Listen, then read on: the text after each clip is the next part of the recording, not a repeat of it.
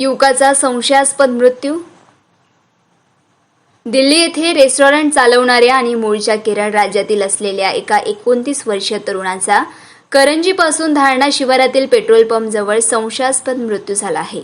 रोहित चंद्रन राहणार शिवराहम, जिल्हा तिरुवनंतपुरम, केरळ असे मृतकाचे नाव असून तो आपल्या मारुती सुझुकी जिमनी कारने KI01 CY 9641 दिल्लीहून केरळला जात होता.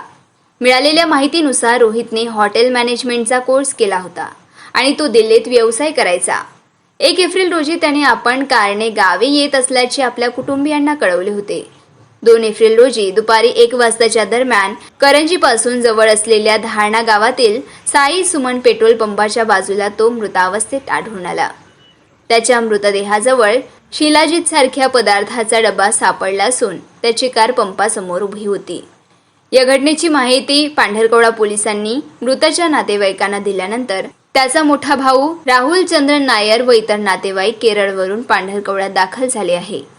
रोहितचा मृत्यू हृदयविकाराच्या झटक्याने झाला असावा असा अंदाज त्याच्या भावाने वर्तवला आहे.